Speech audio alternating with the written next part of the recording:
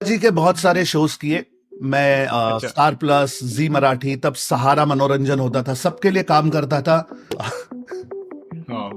Kudos to you. आपका आपने आपका पर्पस ढूंढ लिया। That is what my it came to me, it came understanding. To me. हाँ, नहीं, बिकॉज एंड मोर ओवर हम तो आपको तारीफ करना है जरूरी। Got it. और सोशल मीडिया का इस्तेमाल करके लगातार इनकम बनाने के लिए सबसे प्रभाव दी गाइडिंग वॉइस हिंदी में आपका स्वागत है। टीजीवी हिंदी आपके बेहतर भविष्य के लिए। और मैं हूं नवीन समला और मैं हूं पायल मित्तल।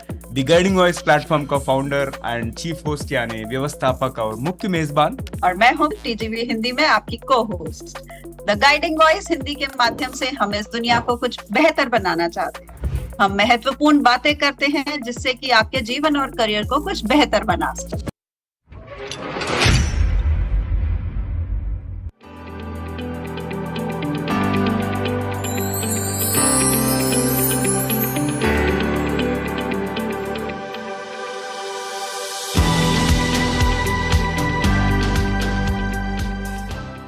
दोस्तों, आज टीजीवी हिंदी वर्चुअल स्टूडियो में हमारे साथ जुड़े हुआ है संदीप बंसाली जी। और आज एक इंटरेस्टिंग टॉपिक हम ला चुके हैं, डिजिटल आजादी। और संदीप बंसाली जी के साथ आर्थिक स्वतंत्रता का सफर, मतलब road to financial freedom with Sandeep Bansali ji. मगर हम टॉपिक के अंदर जाने के पहले हम अपना मेहमान के दिमाग में थोड़ा गुदगुदी करेंगे।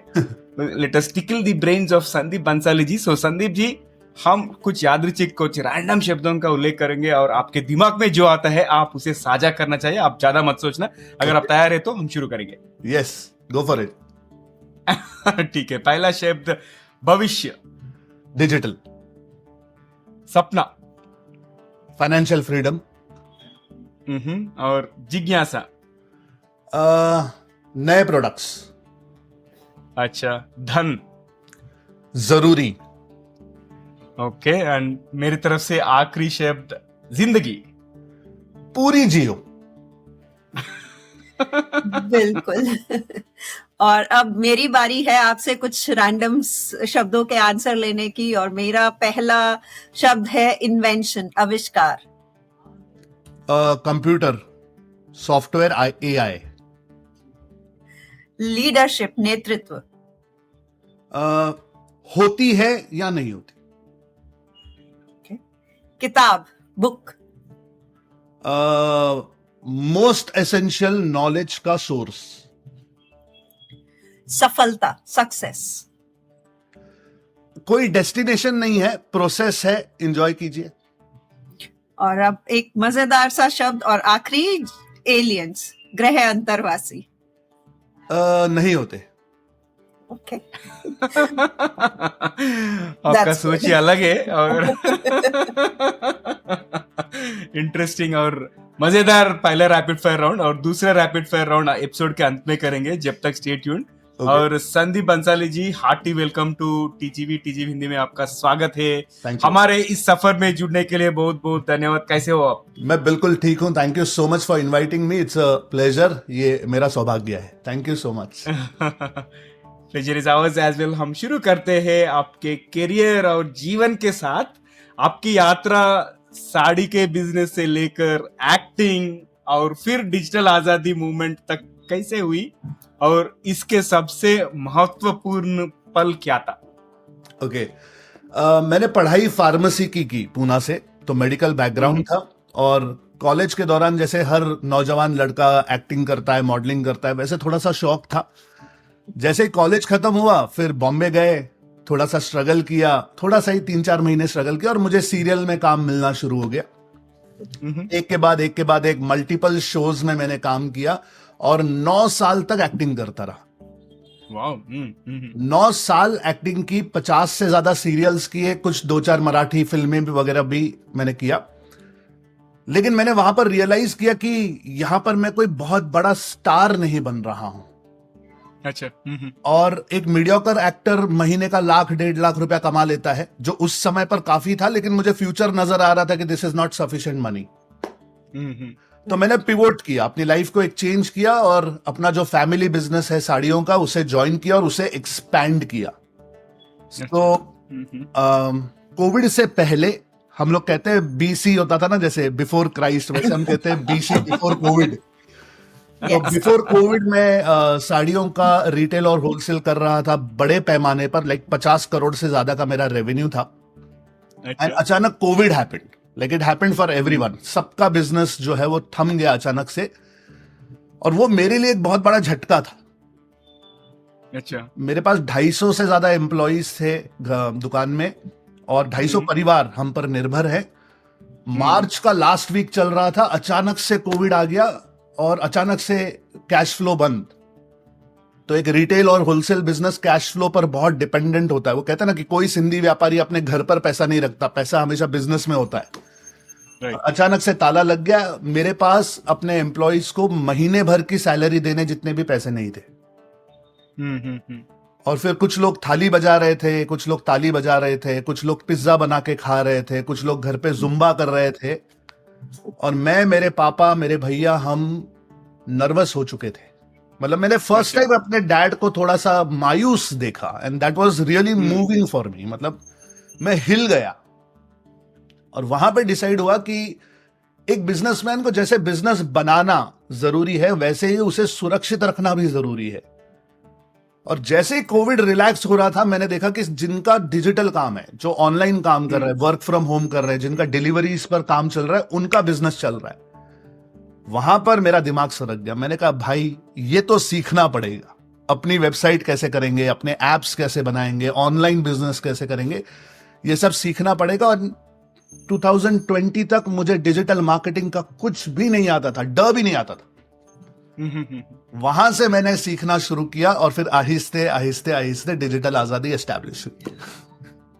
वाओ, बहुत इंस्पायरिंग है आपका जर्नी। आपका एक्टिंग करियर में जो भी फेमस सीरियल्स, नहीं तो कुछ फेवरेट कुछ तो होता ना, उसके बारे में कुछ बताइए। मैंने बालाजी के बहुत सारे शोज किए। मैं स्टार प्लस, जी मराठी, तब सहारा मनोरंजन होता था, सबके लिए काम करता था। मेरे बहुत सारे शोज थे, आयुष्मान, सारथी, काव्यांजलि, कुसुम, वो रहने वाली महलों की, आप बीती, आहट, CID. I was all around. 50 से ज्यादा शोज में तब कर रहा था। अच्छा, very good, nice to know that. मैं तो हिंदी सीरियल्स देखने का आदत नहीं है मुझे। मैं I think I have to ask my wife and I will tell proudly we interviewed Sandeep ji. I would like to say कि यहाँ पे मैं ऐड करना चाहूंगी, कोई एक समय था जिसमें मैं वो रहने वाली महलों की मेरा फेवरेट सीरियल हुआ करता था। तो might be I have not notice you, लेकिन अब मैं शायद आपको ज्यादा पहचान पाऊंगी। हाँ, तब मैं सिर्फ 80 किलो का था, अब मैं 110 किलो का हूँ, तो आई लुक डिफरेंट। और संदीप जी, आगे बढ़ेंगे। आपका गाइडिंग वॉइस, मार्गदर्शक आवाज कौन है? मेरे मेंटोर सिद्धार्थ राजशेखर, जिन्होंने मुझे डिजिटल मार्केटिंग की दुनिया में स्थापित किया। आई ओ एवरीथिंग टू देम। और अब हम जानना चाहेंगे कि आपके सफर में, जो ये मैं सफर ही बोलूंगी, जो जर्नी आपने करी है, उसमें 3 ऐसी कौन सी चीजें हैं जिसकी वजह से आपको लगता है कि आज आप यहाँ पहुंच सके? ओके, अगर मैं इसे समराइज करूं, इन शॉर्ट बताऊं, तो सबसे पहली चीज जो मैं हमेशा करता हूं वो है अपने कंफर्ट जोन से बाहर कदम रखता हूं। लाइक जब लाइफ में कोई प्रॉब्लम आती है, हमेशा सिर्फ उस प्रॉब्लम को सॉल्व करने की कोशिश नहीं करता हूं। मैं ये सोचता हूं कि प्रॉब्लम आई कहां से और ऐसा क्या करूं कि ये लाइफ में वापस दोबारा कभी ना आए। और उसके लिए अगर मुझे कुछ कंप्लीटली डिफरेंट करना है तो मुझे डर नहीं लगता। अगर मुझे अपना करियर दोबारा शुरू करना पड़े, आज भी, आज से 5 साल 10 साल बाद भी, तो I will not worry.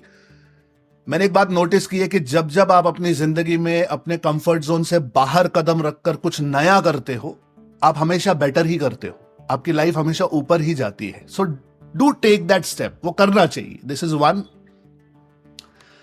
Second is, एक बार कदम उठा लिया उसके बाद मैं घबराता नहीं हूं, कंटिन्यूअसली उस पर काम करता रहता हूं। मेरी कंसिस्टेंसी की वजह से आज मेरे पास रिजल्ट्स हैं। लाइक आइडियाज तो बहुत लोगों को आती है, कुछ लोग उसमें से शुरुआत भी कर लेते हैं, लेकिन फेल सिर्फ इसीलिए हो जाते हैं क्योंकि वो कंसिस्टेंटली उस पर मेहनत नहीं करते, उस चीज को हासिल करने के लिए अपने आप को एजुकेट नहीं करते। सो ये मेरा सेकंड है कि मैं हमेशा कंसिस्टेंटली काम करता रहूंगा और मुझे पता नहीं है कि हार या रुकना या छोड़ देना, नहीं, एक बार डिसाइड कर लिया ये करना है तो फिर करना ही है। So first step is take out of the box action. दूसरा है कि कंसिस्टेंटली काम करते रहो। और तीसरा मैं कहूंगा कि है एट दैट मोमेंट जो सही लग रहा है लॉजिकली प्रैक्टिकली वो कर लो। अच्छा। मेरे पास एक बहुत इंटरेस्टिंग किस्सा है। जैसे आप कभी पूना से बॉम्बे जा रहे हो और हम शाम का सफर है, निकले हैं, अंधेरा रास्ता है, हमें डायरेक्शन पता होती है कि बॉम्बे इस तरफ है, लेकिन हमारी गाड़ी की हेडलाइट में हमें सिर्फ आगे के 50-100 मीटर दिख रहे होते हैं। तो ये ओवरवेल्म नहीं होना चाहिए कि अरे यार ये रास्ता बॉम्बे पहुंचेगा नहीं पहुंचेगा, मैं पहुंच सकूंगा नहीं पहुंच सकूंगा। जो 100 मीटर में दिख रहा है, जो अभी प्रैक्टिकल है, लॉजिकल है, जो अभी करना चाहिए, अपनी सद्बुद्धि कह रही है ये कर लो और आगे बढ़ो, ऑटोमेटिकली आप पहुंच जाते हो। बहुत महत्वपूर्ण में है। और मैं भी एक एनालॉजी, एक मेटाफर यूज करता हूँ कि आप अगर ऊपर के फ्लोर रीच होना है तो एंटायर स्टेयरकेस दिखने का जरूरत नहीं है। करेक्ट। एज लॉन्ग एज दूसरा स्टेप दिखे तो हमें आगे वाले सीढ़ी खुद ही देख सकते हैं ना, राइट? Same wonderful. और या आगे बढ़ते हैं और डिजिटल मार्केटिंग में आए आप साड़ी के बिजनेस के बाद, राइट? वो डिजिटल मार्केटिंग में आने के दौरान आपके कौन कौन सी मुश्किलों को सामना करना पड़ा और आपने उन्हें कैसे हल किया? ओके, डिजिटल मार्केटिंग की मुश्किलें इंटरेस्टिंग। सबसे पहली मुश्किल तो ये थी कि मुझे कंप्यूटर चलाना नहीं आता था। जब मैं 10th स्टैंडर्ड में था तब कंप्यूटर एजुकेशन मतलब सिर्फ शुरू हुआ था स्कूल्स में आना। अच्छा। और हम 50 बच्चों के अंदर एक कंप्यूटर होता था और वो टीचर को भी थोड़ा बहुत ही आता था। And that was the time जब हम कुछ वर्ड स्टार, लोटस और पता नहीं क्या क्या सीखते थे, जो आज के डिजिटल दुनिया में कहाँ है पता भी नहीं है। मेरा जो कंप्यूटर्स के साथ लेना देना है वो सिर्फ बिलिंग सॉफ्टवेयर तक ही है। अच्छा। हमारे साड़ी के बिजनेस में जो हम बिलिंग का सॉफ्टवेयर यूज करते हैं सिर्फ उतना ही हमने यूज किया। मैं ज्यादा इंटरनेट पर जाना या टॉरेंट्स या कुछ डाउनलोड करना और कुछ अलग करना ये मुझे कभी भाया ही नहीं। So I didn't know anything in computers. और मैं निकल पड़ा था डिजिटल मार्केटिंग करने, वेबसाइट बिल्डिंग सीखने, social media optimisation, SEO, advertisements चलाना, ये सब मैं सीखना चाहता था। It was a big challenge. सबसे बड़ा चैलेंज था कॉन्फिडेंस कि भाई मैं कर पाऊंगा कि नहीं कर पाऊंगा, क्योंकि पढ़ाई छोड़कर भी 20 साल हो गए थे। मैंने फार्मेसी 2000 साल में कंप्लीट की थी और 2020 में आई वाज स्टार्टिंग। सो 20 साल के गैप के बाद इट वाज चैलेंजिंग। देन होता यह है कि मैंने जब डिजिटल मार्केटिंग सीखना शुरू किया तो मैं एक लोकल इंस्टीट्यूट में एक कोर्स मैंने ऑनलाइन किया एंड आई वाज लर्निंग। तो मैंने देखा कि बहुत सारे जो ये टीचर्स होते हैं, नथिंग अगेंस्ट देम, पर ये सिर्फ सिखाने के लिए सिखाते हैं। उनका जॉब सिखाना है, उन्होंने सिखा दिया, बाद में स्टूडेंट कर रहा है नहीं कर रहा है, they can't follow up with everyone, right? ये मुझे थोड़ा सा चैलेंजिंग लगता था कि मैं देखता था कि कितने स्टूडेंट्स डिजिटल मार्केटिंग करते हैं लेकिन प्रैक्टिकल इंप्लीमेंटेशन बहुत कम हो पाता है उसका। तो उसे प्रैक्टिकली इंप्लीमेंट करना एक बहुत बड़ा चैलेंज था मेरे लिए। And then to create a product और फिर डिजिटल आजादी को बनाना, सो ये सब चैलेंजिंग था एंड बहुत इंटरेस्टिंग था। तो अगला सवाल हमारा इसी से जुड़ा हुआ है कि आपको ये डिजिटल आजादी मूवमेंट कैसे बनाने का विचार आया और आपने कैसे किया इसे? It's a crazy story. Actually मैं डिजिटल मार्केटिंग सीख रहा था अपने बिजनेस को ऑनलाइन ले जाने के लिए। और मैं उस समय सतारा नाम के एक जिले में था जो पूना बैंगलोर हाईवे पर है, पूना से 100 किलोमीटर पर है, मेरा ससुराल है। तो हाँ। हम कोविड में वहां अटके हुए थे। हुआ ये कि मैं अपने कंप्यूटर के ऊपर बैठकर कुछ कर रहा था और आई फेल्ट समथिंग कि मेरी खिड़की के बाहर ऐसे कुछ मूवमेंट हो रहा है। उस समय कोविड में कोई बाहर निकलता नहीं था, तो अचानक अगर कोई गाड़ी भी आ जाए तो हम सतर्क हो जाते थे। तो मैंने देखा कि रास्ते पर कुछ लोग चल कर जा रहे हैं, like some people were walking. मैंने कहा हो सकता है कुछ लोग हों, पता नहीं क्यों बाहर निकले, भाई मना है फिर भी निकले, ठीक है। लोग जाते रहे, फिर और लोग आते रहे, फिर और लोग आते रहे, फिर भीड़ बढ़ती गई, इतनी भीड़ हो गई कि कुछ समय में कुछ हजार लोग, सम थाउजेंड्स ऑफ पीपल उस रोड से चलकर जा रहे थे। एंड आई गॉट क्यूरियस कि ये क्या हो रहा है। तो मैं गया नीचे, मैंने थोड़ी सी इंक्वायरी वगैरह की, पता किया, तो पता चला कि ये माइग्रेंट वर्कर्स हैं जो साउथ इंडिया में, तमिलनाडु, केरला, आंध्र प्रदेश, उस तरफ के जो वर्कर्स हैं, ये चलकर अपने गांव जा रहे हैं। Gujarat, Bihar, Madhya Pradesh, upper areas. And I was shocked. उनकी हालत इतनी खराब थी, कोई उन्हें खाना नहीं दे रहा है, कोई उन्हें पानी नहीं दे रहा है, क्योंकि कोविड के टाइम पर सब डरे हुए थे। और फिर हो गया वो सिचुएशन, और मैं आकर बैठा, मैं फिर अपने कुछ डिजिटल मार्केटिंग का कर रहा था, और मुझे विचार आ रहा था कि यार, ये लोग जो अपना परिवार छोड़कर आते हैं, अगर इन्हें कोई डिजिटल मार्केटिंग सिखाए तो they will not have to come back. ये अपने घर पर रहकर, अपने परिवार के साथ रहकर वहां से काम कर सकते हैं। It is possible, it is easy. सवाल यह है कि इन्हें सिखाएगा कौन? क्योंकि हम जो कोर्सेज करते हैं वो सब इंग्लिश में अवेलेबल है, ये सब हायर एजुकेशन है, बड़े महंगे कोर्सेज हैं, तो इन्हें कौन सिखाएगा? और हिंदी में कौन सिखाएगा?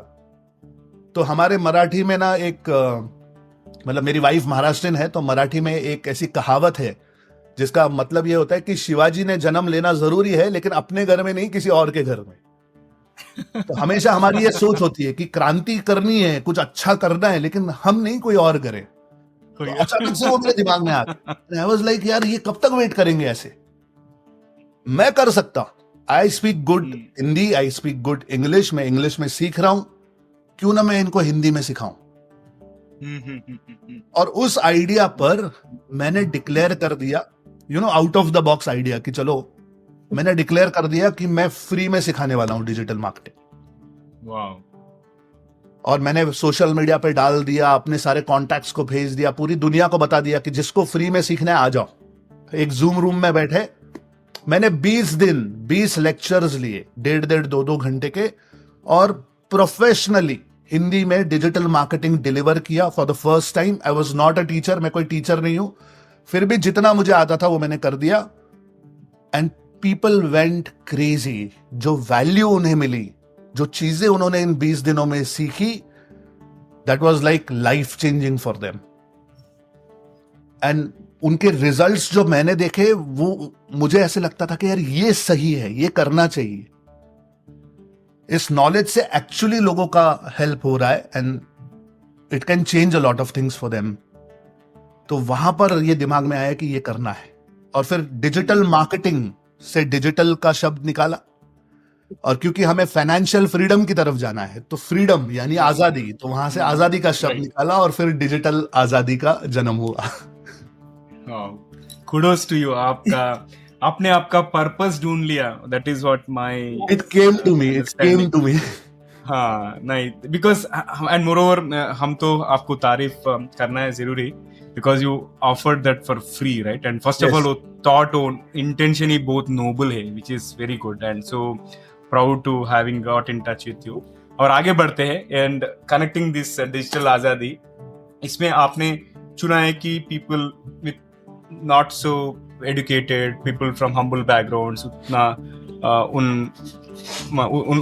उनका उतना पढ़ाई नहीं है, right? And बिना किसी अनुभव के कोई व्यक्ति डिजिटल मार्केटिंग में अपना करियर कैसे शुरू कर सकते हैं? So what is the first step for them?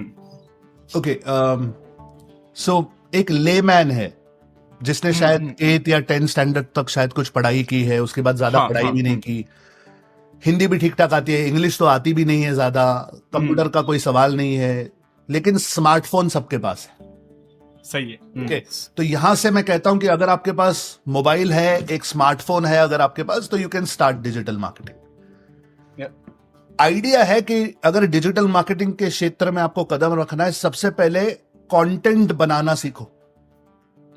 Like videos कैसे बनते हैं, पोस्टिंग करने के लिए इमेजेस कैसे क्रिएट होते हैं, या वेबसाइट, ईमेल, कुछ भी टेक्स्ट फॉर्म में कंटेंट कैसे लिखा जाता है, कॉपीराइटिंग कैसे की जाती है, ये 3 बेसिक स्किल्स हैं। लेकिन ये सबको पता होने चाहिए। इनफैक्ट सिर्फ डिजिटल मार्केटिंग में नहीं, आप दुनिया में कोई भी काम कर रहे हो, whatever you are doing, अच्छा, आपको अपनी डिजिटल प्रेजेंस क्रिएट करने के लिए कंटेंट बनाना जरूरी है। सो फर्स्ट इज कंटेंट बनाना सीखो। फिर मैं कहता हूं कि सोशल मीडिया, जिस पर हम शायद अभी ये इंटरव्यू देख रहे हैं, वीडियोस देखेंगे, बहुत सारे रील्स देखेंगे, तो हम अपना समय सोशल मीडिया को दे रहे हैं। क्यों ना इस समय का सदुपयोग करना सीखें, कि इसी टाइम को, जो टाइम हम अपने आप को एंटरटेन करने में स्पेंड कर रहे हैं, क्यों ना ये अर्निंग करने के लिए हम यूज करें। और एंटरटेनमेंट और अर्निंग के बीच में लर्निंग आता है। सो यू शुड लर्न कि कैसे आप ये सोशल मीडिया के प्लेटफॉर्म्स को अपनी कमाई के लिए यूज करना शुरू करोगे। So that's social media. फिर डिजिटल दुनिया में जो एकमात्र चीज आपकी है वो आपकी वेबसाइट है। सोशल मीडिया किसी और का है। कल को आपका कोई यूट्यूब अकाउंट बंद हो गया, इंस्टाग्राम ने हैंडल बंद कर दिया, किसी ने आपको निकाल दिया, या गवर्नमेंट ने एक दिन रात को कहा कि चाइनीज ऐप बंद, रात को एक कंपनी टिकटॉक हो गई अगर ऐसा कुछ हो जाता है तो इट्स अ शॉक। तो ऐसा नहीं होना चाहिए। हम अपना भविष्य बना रहे हैं तो अपनी एसेट होनी चाहिए, और अपना एसेट अपनी वेबसाइट होती है। तो पहले कंटेंट बनाना सीखो, सोशल मीडिया चलाना सीखो, फिर वेबसाइट बनाओ, और फिर उस वेबसाइट पे ट्रैफिक कैसे आएगा, लोग कैसे आएंगे, इसकी स्ट्रैटेजीज के ऊपर काम करना शुरू करते हैं। तो फिर ट्रैफिक के लिए हम एसईओ करते हैं, एडवर्टीजमेंट्स रन करते हैं, वो सब हम सीखते हैं। और फाइनली ऐसे कि एक बार आपका ट्रैफिक, आपके लोग, आपके लीड्स, आपके क्लाइंट, कस्टमर आपके आमने सामने आ जाए, तो उनसे संपर्क बना रहना चाहिए। उनके पास रेगुलर कंटेंट जाना चाहिए, ईमेल के द्वारा, एसएमएस के द्वारा, व्हाट्सएप के द्वारा, और हमेशा उन्हें आप नर्चर करते रहिए, क्योंकि एक बार कोई जुड़ गया आपके साथ तो वो आपका लाइफ टाइम कस्टमर बना रहे। तो ये सब कुछ बेसिक है जो आप डिजिटल मार्केटिंग में आपको सीखना चाहिए। और इसे सीखने के लिए कोई पढ़ाई बड़ी होनी जरूरी नहीं है। जैसे अभी मैंने समझाया, अगर ये 2 मिनट का जो मैंने समझाया, ये अगर आपको समझ में आ गया तो आप डिजिटल मार्केटिंग कर सकते हो। जी, और आगे बढ़ते हैं। अब बात आती है कि आपने लर्निंग से अर्निंग की बात करी, तो ये जो सोशल मीडिया है, इस प्लेटफॉर्म पे, डिजिटल प्लेटफॉर्म पे लोग पैसा कमाने में क्या गलतियां करते हैं और उनसे कैसे बचा जा सकता है, ये भी जानना बहुत जरूरी है। देखिए, मैं कहता हूं कि जो लोग गलती करते हैं ना, वो है कि वो अपने लालच के अधीन चले जाते हैं, और जब लालच बहुत ज्यादा हो जाती है ना, तो दिमाग काम करना बंद कर देता है। आपको लॉजिकली सोचना बहुत जरूरी है। अगर कोई आपको कह रहा है कि आप मुझे अपना ईमेल दे दो, नाम दे दो, मोबाइल नंबर दे दो, और फिर चाहे तो ये लिंक डाल दो, ये ऐप कर लो, या ये बटन दबा दो, आपको करोड़ रुपया मिलेगा, तो यूज योर कॉमन सेंस। अगर उसके पास ऐसा कोई बटन है करोड़ रुपया कमाने का, तो वो खुद बैठकर वो बटन क्यों नहीं दबा रहा है? वो सोशल मीडिया पे आपसे क्यों बातें कर रहा है? So you have to use your common sense. अगर आप कॉमन सेंस भी यूज करोगे तो कभी फंसोगे नहीं। आइडिया ये है कि इस दुनिया में चकाचौंध वाली बहुत सारी चीजें हैं, जो हमारी आंखें हमारी अट्रैक्ट करती हैं, शाइनी ऑब्जेक्ट्स हैं। अट्रैक्ट होना ठीक है, दैट्स फाइन, आप जाकर चेक कीजिए, वरना आपको अपॉर्चुनिटी पता नहीं चलेगी। लेकिन सामने वाला कितना जेन्यून है, वो क्या बात कर रहा है, क्या वो प्रैक्टिकली पॉसिबल है, इसका थोड़ा सा कॉमन सेंस के साथ विचार करना जरूरी है। और मैक्सिमम लोग फेल हो जाते हैं, वो सिर्फ इसलिए फेल हो जाते हैं क्योंकि उन्हें लगता है कि चलो हमने एनरोल कर लिया या कोई चीज हासिल कर ली, हो गया, अब मेरा हो जाएगा। ऐसा नहीं होता। काम आपको करना पड़ता है, कंसिस्टेंटली एफर्ट्स लेने पड़ते हैं। तो मैं हमेशा एक एनालॉजी देता हूं कि एक रॉकेट जो होता है वो धरती से निकलकर चांद तक पहुंचता है। उस रॉकेट को कभी सीधा रास्ता नहीं होता चांद तक पहुंचने के लिए। वो निकलता है और वो राइट लेफ्ट इधर उधर चूकता रहता है, नॉन स्टॉप चूकता रहता है, और नॉन स्टॉप उसका पाथ जो है वो करेक्ट करते रहते हैं। सेम हमारी जिंदगी है कि किसी चीज को शुरू करो, कंसिस्टेंटली उस पर काम करते रहो, और गलतियां होंगी, प्रॉब्लम्स आएंगे, देयर विल बी डिफिकल्टीज, लेकिन उसमें से करेक्ट करते करते जो सही लॉजिकल लग रहा है डिसीजन लो, आगे बढ़ो। ये नहीं करते लोग। लोगों को ऐसे लगता है बस मैंने एडमिशन ले लिया या ये खरीद लिया या यहां पैसे डाल दिए, हो गया मेरा। इवन स्टॉक मार्केट या कहीं पर भी अगर आप ध्यान नहीं दोगे, काम नहीं करोगे, you are going to fail. Got it. और सोशल मीडिया का इस्तेमाल करके लगातार इनकम बनाने के लिए सबसे प्रभावी तरीके क्या है? आंखें खोलकर देखो। सीरियसली नवीन, क्या कर रहे हैं हम लोग? पायल, व्हाट आर वी डूइंग? हम लोग कंटेंट बना रहे हैं, राइट राइट राइट। और हम लोग जो ये कंटेंट बना रहे हैं, ये लोग देखने वाले हैं। जिसका कंटेंट देखा जा रहा है वो पैसा कमा रहा है। राइट। और मैं ये ब्लंटली बोल देता हूं कि ये इंटरव्यू जो भी देख रहा है इस पॉइंट तक, अगर आप देख रहे हो तो हम तीनों पैसा कमा रहे हैं, आप नहीं कमा रहे। It's as simple as that. अगर आपको पैसा कमाना है तो कुछ ऐसा करो कि लोग आपका कंटेंट देखें, लोग आपके प्रोडक्ट्स को देखें, लोग आपकी सर्विसेज को देखें, आप विजिबल बनो। आप कंज्यूमर नहीं, आप प्रोडक्ट प्रोड्यूसर बनो। यू नो, कंटेंट कंज्यूम मत करो, कंटेंट प्रोड्यूस करो। तो ये मेरा इरादा होता है, या मैं अपने आप को ये कहता हूं कि क्या मेरा दिन आज सफल रहा, and how do I measure that? मैं ये कैसे गिनता हूं? तो आज मैंने YouTube पर, Instagram पर 1 घंटे रील्स देखे, वीडियोस देखे, पॉडकास्ट देखे, लेकिन मैंने अपने 2 घंटे के वीडियोस बनाए, तो मेरा दिन सफल है। तो मैंने कंजम्पशन करने से ज्यादा प्रोडक्शन किया है, मतलब मैं पैसा कमाने वाला हूं। As simple as that. Right. और आपके जो ये नोबल कॉज आपने जो स्टार्ट करी है, उसी की बात करते हैं कि आपकी 25,000 प्लस लोगों की कम्युनिटी है। तो आपने उनमें क्या ऐसा ट्रेंड देखा है? What are the trends that have set कि जिससे वो लोग पैसा कमा पा रहे हैं? Wow, that's a very good question Payal. कुछ नॉर्मल ऑर्गेनिक ट्रेंड्स बताता हूं, कुछ इनऑर्गेनिक ट्रेंड्स बताता हूं। सबसे पहला ऑर्गेनिक ट्रेंड ये है कि मेरे स्टूडेंट्स जो हैं वो सक्सेस इसलिए पा रहे हैं क्योंकि एक्चुअली वो खुद करना चाहते हैं। देखिए, स्कूल में एडमिशन आप ले लो, ठीक है, टीचर्स अपनी बेस्ट ट्राई करेंगे आपको सिखाना, समझाना, काबिल बनाना, अगर आप स्कूल में जाओगे तो। अगर आप एब्सेंट हो तो कोई टीचर घर नहीं आने वाला, ज्यादा से ज्यादा एक फोन कॉल आ जाएगा या पूछ लेंगे भाई क्या हो गया, लेकिन nobody is going to follow you. मेरे स्टूडेंट्स को जो सक्सेस मिलती है वो इसलिए क्योंकि वो खुद अंदर से अब बोर हो चुके हैं एक आम जिंदगी जीकर, और अब वो अपनी लाइफ को एक नए लेवल पर लेकर जाना चाहते हैं, और उसके लिए काम करने की उनकी तैयारी है। सो मैं ये श्रेय खुद नहीं लेता कि मेरे स्टूडेंट्स को सक्सेस क्यों मिल रहा है, मैंने ये किया, मैंने वो किया, नहीं। वो करना चाहते हैं, उनका इरादा मजबूत है और वो मेहनत करते हैं, कंसिस्टेंटली शो अप करते हैं, स्कूल में आ जाते हैं। अब एक बार आप स्कूल में आ गए, फिर टीचर का काम शुरू होता है। फिर टीचर आपको सिखाएगा, सब्जेक्ट्स बताएगा, प्रैक्टिकल करवाएगा, कभी प्यार करेगा, कभी डांटेगा, एक्सरसाइजेस कराएगा, एग्जाम लेगा, all that process will start. So first thing is inner will. वही इंसान एक्चुअली जीतता है जिसका अंदर से ताकत हो, अंदर से विल हो। Second is consistency. देखिए, ये निसर्ग का नियम है कि आपने अगर कोई इरादा मजबूत किया कि मुझे आज से ये करना है, immediately resistances will built up, problems आएंगे। अब एक्सपेक्ट कीजिए कि प्रॉब्लम्स आएंगे, उन्हें वेलकम कीजिए, थैंक यू कहिए, क्योंकि every problem is an opportunity to grow.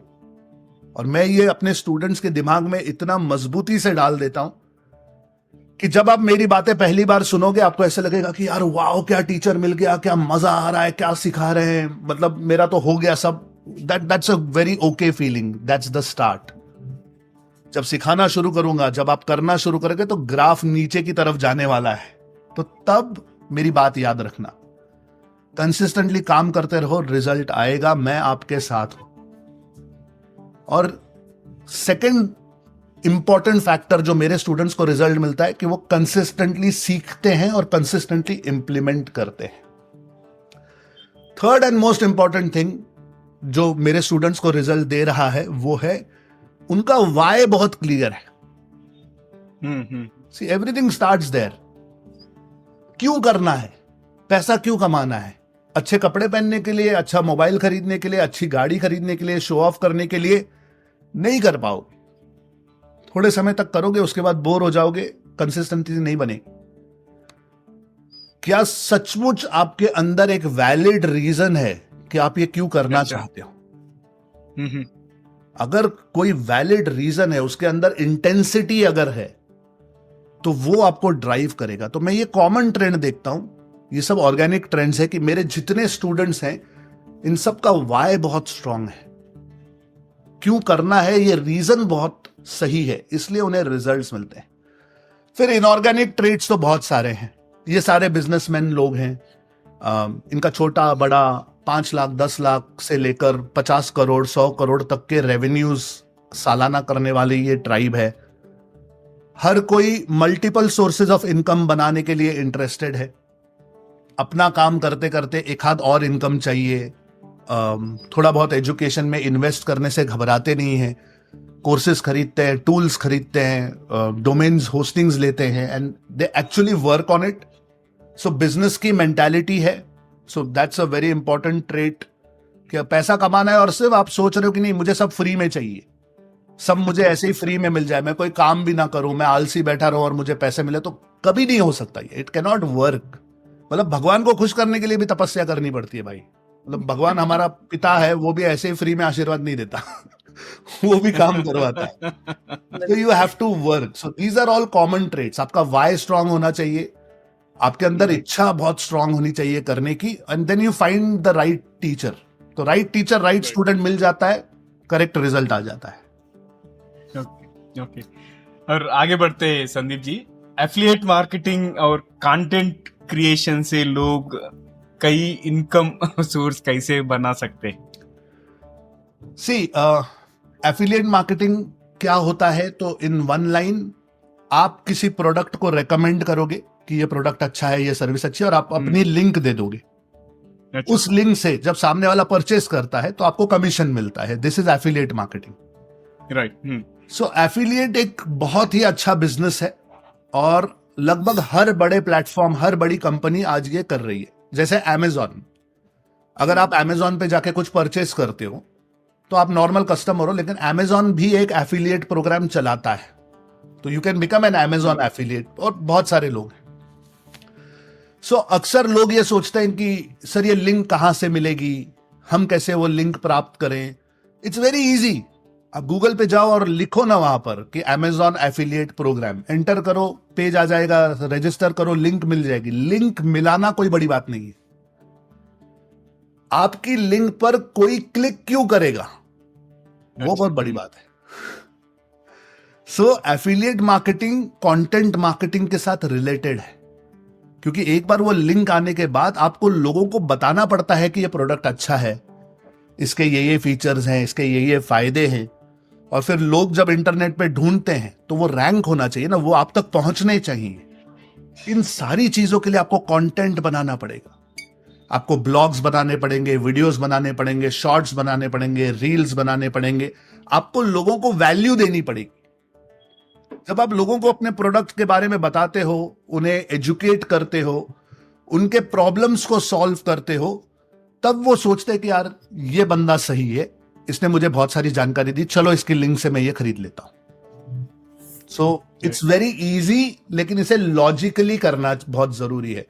लोगों में मिसकंसेप्शन होता है कि चलो लिंक मिल गई, हो गया मेरा काम। ऐसे नहीं, वो लिंक प्राप्त करना 1 मिनट का काम है, लोगों से क्लिक करवाना is the very important thing, और उसके लिए कंटेंट बनाना है।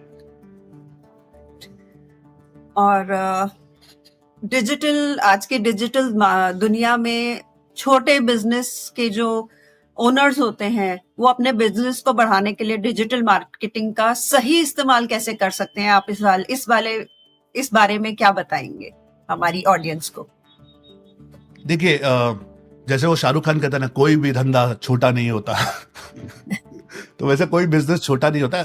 अगर आप बिजनेस कर रहे हो तो आप बिजनेसमैन हो, आप उसे हमेशा ग्रो कर सकते हो। अब ग्रो करने के लिए मैं हमेशा कहता हूं कि digital marketing is all about understanding human behaviour and pattern. आप लोगों का बिहेवियर और पैटर्न अगर स्टडी कर सकते हो तो फिर आप डिजिटल मार्केटिंग से ग्रो कर सकते हो। आप छोटा बिजनेस कर रहे हो ना, आप देखो तो आपका ऑडियंस क्या कर रहा है। सारे आपके कस्टमर ऐसे हैं, आप देखो कि दुकान में बैठे हैं ना तो भी ऐसे बैठे हैं, वो बहन जी खरीद रही होंगी, उनके पति बैठकर मोबाइल पर कुछ ना कुछ कर रहे हैं, बच्चे आजकल मोबाइल पर है। कहने की कोशिश ये कर रहा हूं, ऑडियंस स्मार्टफोन्स के अंदर घुसा पड़ा है। आपको अपना बिजनेस बढ़ाना है तो आपको उनके मोबाइल के अंदर जाकर अपनी बात बतानी है। सबसे पहले अगर आप एक छोटे बिजनेसमैन हो तो आप ये सोचो कि आपका ऑडियंस कौन है, फिर उस ऑडियंस के मोबाइल में आप कैसे अंदर जा सकते हो, उसके माध्यम यानी डिजिटल मार्केटिंग के बारे में सीखना शुरू कीजिए। मैं हमेशा एक छोटे बिजनेस को कहता हूं कि सबसे पहले जो आपको करना चाहिए वो है आपके एग्जिस्टिंग कस्टमर्स जो आपके दुकान, आपके बिजनेस के साथ इंटरैक्ट कर रहे हैं, उनका नाम, मोबाइल नंबर और ईमेल आईडी हासिल कर लो। एक ट्राइब बनाओ, कहीं पर भी व्हाट्सएप पर ग्रुप बना दो, टेलीग्राम पे ग्रुप बना दो, फेसबुक पे ग्रुप बना दो और उसमें इन सब लोगों को एक साथ ले आओ, ताकि जो जो नए प्रोडक्ट्स आप लाओगे वो आप इन्हें बता पाओगे। तो एग्जिस्टिंग क्लाइंट कस्टमर के साथ एक तो अपना रिलेशन मजबूत बना लो, उन्हें अपने सर्विसेज प्रोडक्ट्स के बारे में बताओ। ये डिजिटल मार्केटिंग से होता है, सोशल मीडिया से होता है। Second is Google. आज एक आम इंसान मसाला डोसा खाने से पहले भी उस होटल का रिव्यू और रेटिंग चेक करता है। तो आपने क्या करना है, अपने बिजनेस के बाहर खड़े हो जाओ, किसी और का मोबाइल ले लो, अपना नहीं, किसी और का मोबाइल ले लो और जो भी प्रोडक्ट या सर्विस आप डील कर रहे हो उसे सर्च करो गूगल पे। अगर आपका नाम, आपके बिजनेस का नाम पहले 2 या 3 जगहों पे नहीं आ रहा है, you are losing business. Right. क्योंकि लोग ढूंढ रहे हैं, आपके कॉम्पिटिटर का नाम आ रहा है, वो उस पर क्लिक कर रहे हैं, वो आपके कॉम्पिटिटर के पास जा रहे हैं और आप सोच रहे हो कि यार मेरा बिजनेस कम क्यों हो रहा है, मेरे पास कस्टमर क्यों नहीं आ रहे हैं, पिछले साल इतना टर्नओवर था, फिर अभी और कम हो गया, फिर अभी मैं क्या करूं। आप अगर गूगल को अपने बारे में नहीं बताओगे, गूगल पर अपने आप को रैंक करने की स्ट्रैटेजीज नहीं करोगे, क्लाइंट्स, कस्टमर्स के रिव्यूज और रेटिंग्स नहीं हासिल करोगे, आप मिस्टर इंडिया बन जाओगे। Nobody will be able to see you. तो बिजनेस कहां से बढ़ेगा। तो अपने एग्जिस्टिंग कस्टमर्स को सबसे पहले जोड़कर रखो। दूसरी स्ट्रैटेजी है कि become searchable. In fact come in the first 3। कोई सर्च करे तो पहले 3 में आपका नाम आना जरूरी है। एंड देन आउटरीच की स्ट्रैटेजीज बनाओ, चाहे ऑर्गेनिक चाहे इनऑर्गेनिक। सोशल मीडिया के माध्यम से नया नया कंटेंट अपने सोशल मीडिया पे डालकर नए कस्टमर्स को हासिल कीजिए। तो मैं ये हमेशा एग्जांपल देता हूं कि सोशल मीडिया पर जाकर देखो, मेरी दुकान में ये साड़ी आई है, ये साड़ी आई है, ये पैटर्न आया है, ऐसे ठीक है, it's a way of marketing. लेकिन कॉल टू एक्शन क्या है। आप सिर्फ अपनी बातें कर रहे हो, वो क्लाइंट, कस्टमर को कुछ तो ऐसा दो कि वो आपके पास आए। एक कूपन दे दो भाई, अगर आपने मेरा ये वीडियो देखा, रील देखा, शॉर्ट देखा, आप इसका स्क्रीनशॉट ले लो, हमें दिखाओ, हम आपको 50 रुपीज ऑफ देंगे, हम आपको 5% डिस्काउंट देंगे, हम आपको 10% डिस्काउंट देंगे। अगर आप कुछ दोगे, कोई ऑफर दोगे, कोई प्रमोशन करोगे, ऑटोमेटिकली सामने वाला जो है वो प्रेरित होता है आपके साथ आकर जुड़ने के लिए। अब कहने के लिए ये बहुत सिंपल स्ट्रैटेजी है, लेकिन आप ऑनलाइन सोशल मीडिया में देखोगे हजारों लाखों रील्स और वीडियोस बिना कॉल टू एक्शन के बन जाते हैं। सही। तो ये छोटी छोटी सी चीजें हैं, लेकिन एक नॉर्मल बिजनेसमैन, छोटा या बड़ा, ये 4-5 स्ट्रैटेजीज यूज करके अपने बिजनेस को कम से कम दुगना तो कर ही सकता है। Right, super. और आगे बढ़ते हैं। मेरा दूसरा सवाल ये कि जो लोग डिजिटल प्लेटफॉर्म्स के तेजी से घबरा रहे हैं, उन्हें आप क्या सलाह देंगे। क्या सलाह दूं मैं देखिए, कोविड के समय पर जब मतलब उस एरा में हमारे सम्मानीय प्रधानमंत्री जी ने कहा कि सब अपने बैंक अकाउंट खोलो, लोग घबराते थे, यार हम क्या करेंगे। कई लोगों को तो कैश बिजनेस की इतनी आदत थी कि वो बैंक अकाउंट भी नहीं रखते थे, पर फिर करना पड़ा। कोविड के दौरान, नोटबंदी के दौरान, जीएसटी के बाद सबको गूगल पे, फोन पे, पेटीएम पर आना पड़ा। So there is no option. ध्यान रखिए, देयर इज नो ऑप्शन। आपको डर लगता है, ठीक है, डर का मैं कुछ नहीं कर सकता, समझा सकता हूं, ज्यादा से ज्यादा कॉन्फिडेंस दे सकता हूं, लेकिन अगर डर लगता है, लगने दो, करना तो पड़ने ही वाला है। तो जैसे इस समय मैं आप लोगों के साथ जब ये इंटरव्यू शूट कर रहा हूं, तो मैं इस समय अमेरिका में बैठा हूं और यहाँ पर जब मैं लोगों को देखता हूँ, यहाँ के मार्केट्स देख रहा हूँ, यहाँ के लोगों की जीवन शैली देख रहा हूँ, तो बिना डिजिटल प्लेटफॉर्म्स के ये लोग तो जी भी नहीं सकते, क्योंकि यहां पर तो बाहर लोग भी नहीं है जिनसे आप एड्रेस पूछ पाओगे। Everything is Google, everything is Facebook, everything is Instagram, सब कुछ ऑनलाइन है। तो जब पूरी दुनिया ही ऑनलाइन और डिजिटल बन रही है तो इन प्लेटफॉर्म से डरकर होगा क्या? और मैं क्या कहता हूं, मुझे 90 मिनट दे दो, एक 90 मिनट का मेरा वेबिनार तुम अटेंड करो और उसके बाद बताना कि क्या ये डिजिटल से डर लगता है। आइडिया यह है कि जिस चीज को हम जानते नहीं है उससे घबराते, अगर कोई अच्छे से समझा दे, इफ यू नो इट, अगर नॉलेज आ जाए फिर डर मिट जाता है। Fabulous. और बहुत ही अद्भुत और अमेजिंग आपके साथ में अभी तक बातचीत रही है, और आ गए हैं हम अपने एपिसोड के दूसरे रैपिड फायर राउंड की तरफ। और अब हम वाह। आपसे कुछ, जैसे आपने पहले आंसर दिए थे वैसे ही आंसर्स की इच्छा रखते हैं। और मेरा पहला सवाल आपसे है कि अगर आपके पास एक जाइगेंटिक बिलबोर्ड हो तो उस पे क्या लिखा होगा, और आप क्या लिखना चाहेंगे उस पे?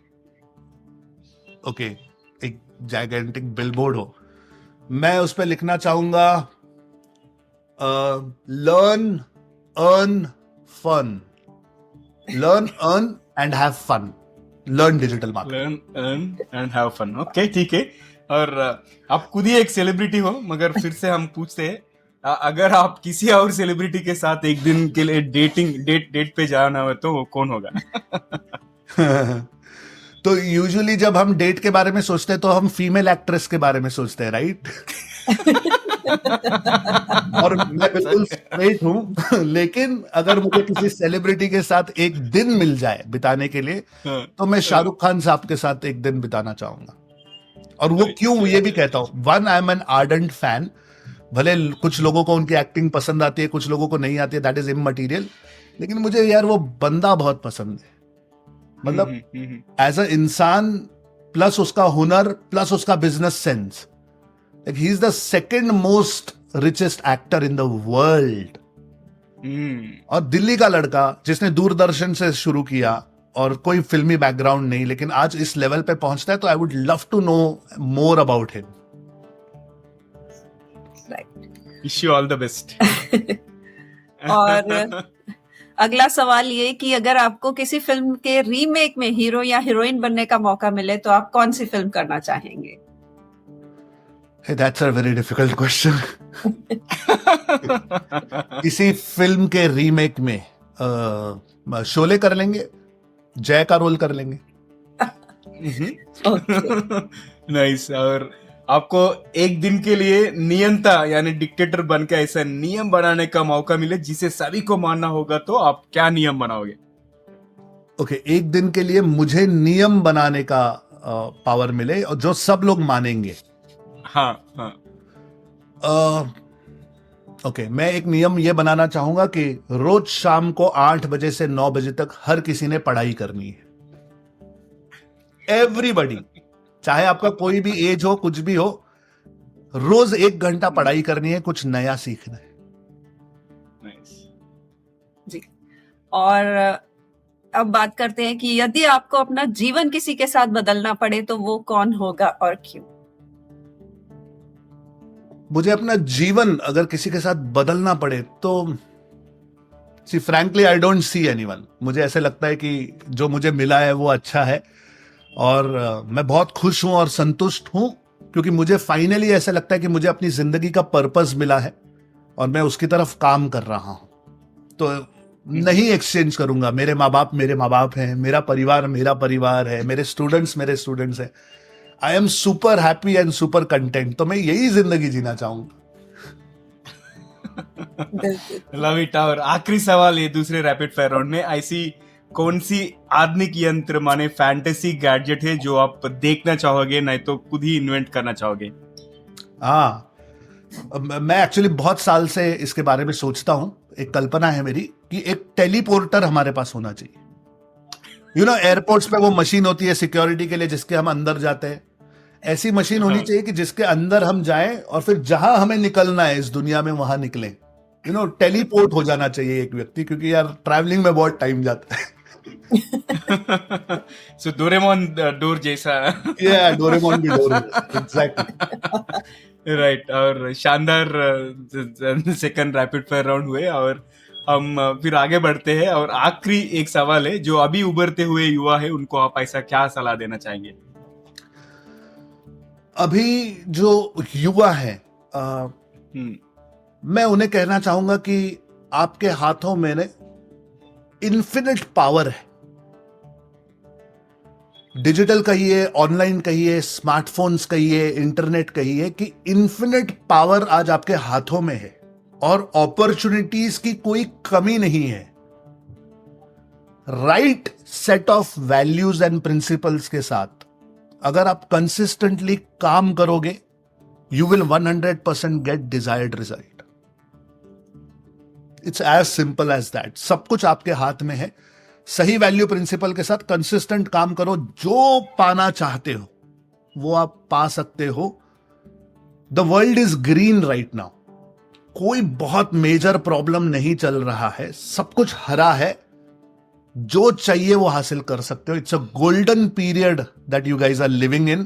Take best use of it. Awesome awesome, बहुत अच्छा लगा आपसे बात करके। बहुत शानदार कन्वर्सेशन हुआ और हम चाहते हैं कि आपको फिर से हमारे प्लेटफॉर्म पे इंटरव्यू करेंगे। आप जितने भी भाषा बोलते हैं उसमें, इंग्लिश, मराठी, हिंदी, बेमी भी। Yes. और आपको टीजीवी हिंदी में इंटरव्यू एक्सपीरियंस कैसे लगा? बड़ा मजा आया आप लोगों से बातें कर कर। आपका प्लेटफॉर्म बहुत अच्छा काम कर रहा है। I must congratulate you for that. Actually practically usable knowledge लोगों तक पहुंचाना जो मेरा मकसद है, टीजीवी भी वही कर रहा है। आप बहुत हाई वैल्यू में, बहुत हाई क्वालिटी में वैल्यू नॉलेज लोगों तक पहुंचा रहे हो। I think it's a noble job. So heartiest congratulations to you. मुझे बड़ा मजा आया, उम्मीद करता हूं आप लोगों को भी मजा आया। एब्सोल्युटली, हमें तो बहुत मजा आया। Awesome awesome. और दोस्तों, ये था हमारा श्रृंखला संदीप बंसाली जी के साथ में। और आखिरी के भाग से पहले आपसे एक विनती है, अगर आप अब तक टीजीवी चैनल को सब्सक्राइब नहीं किया है तो अभी कर लीजिए।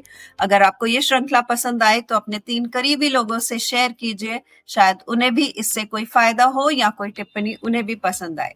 धन्यवाद। और अब आ गए हैं हम ट्रिविया सेगमेंट पे, जो है कम ज्ञात तथ्य अबाउट डिजिटल मार्केटिंग के बारे में। तो पहला तथ्य है कि डिजिटल मार्केटिंग को आधुनिक तकनीकों से जोड़ा जाता है, लेकिन पहला क्लिक करने योग्य ऑनलाइन बैनर विज्ञापन 1994 में AT&T ने हॉटवायर्ड वेबसाइट पर लॉन्च किया था। इस विज्ञापन में लिखा था, क्या आपने कभी अपने माउस को यहां क्लिक किया है? आप करेंगे? यह एक क्रांतिकारी कदम था जिसने इंटरनेट को एक विज्ञापन माध्यम के रूप में उपयोग करने की संभावनाओं को दिखाया। और दूसरा फैक्ट है कि SEO, सर्च इंजन ऑप्टिमाइजेशन की शुरुआत सर्च इंजन एल्गोरिथम से जुड़ी थी। मतलब ये सर्च इंजन ऑप्टिमाइजेशन शब्द तब तक अस्तित्व में नहीं थी जब तक सर्च इंजन लोकप्रिय नहीं हुए। शुरुआती में वेबसाइटों में रैंकिंग या एल्गोरिथम का कोई ख्याल नहीं था, लेकिन जैसे ही याहू और गूगल ने 90 के दशक के मध्य में अपनी लोकप्रिय बढ़ाई, गूगल का पेज रैंक एल्गोरिथम जो 1996 में पेश किया गया था ने SEO में एक महत्वपूर्ण प्रक्रिया बना दिया। और वेबसाइट निर्माताओं ने जल्दी ही समझ लिया कि उनकी वेबसाइट की दृश्यता और ट्रैफिक इस पर निर्भर करता है कि सर्च इंजन के लिए अपनी साइट के कितनी अच्छी तरह से ऑप्टिमाइज कर सकते हैं। So these are the origins about digital media. और हम यहीं पर समाप्त करते हैं ट्रिविया। मगर हम आपसे जानना चाहते हैं कि आप अगर डिजिटल मार्केटिंग या डिजिटल टूल्स को यूज करें तो आपका जिंदगी कैसे बदला हुआ है, हम आप बताइए। अगर ये एपिसोड आप YouTube में देख रहे हैं तो वहाँ पे कमेंट कर सकते हैं, नहीं तो ऑडियो प्लेटफॉर्म या सोशल मीडिया प्लेटफॉर्म से मिले तो वहाँ पे भी आप कमेंट कर सकते हैं। तो दोस्तों, यही पर अपना श्रृंखला समाप्त करते हैं और टीजीवी हिंदी में ट्यून करने के लिए बहुत बहुत धन्यवाद। अगर आपको कोई प्रतिक्रिया यानी सजेशंस है या अगर आप किसी को हमारे मेहमान करके बुलाना चाहे तो हमें जरूर ईमेल करें। हमारा ईमेल एड्रेस tgvhindi@gmail.com और मैं हूं नवीन समला, आपकी हमसफर। यही उम्मीद है कि हमारी ये कोशिश कई लोगों की जिंदगी में कुछ अमूल्य बातें पहुंचाए। तो अगले बार तक एक लिए नमस्ते और धन्यवाद। दोस्तों सुनते रहिए, देखते रहिए टीजीवी हिंदी आपके बेहतर भविष्य के लिए। फिर से अगले एपिसोड में दूसरे मेहमान के साथ मिलेंगे। जब तक take care, love you all, bye bye.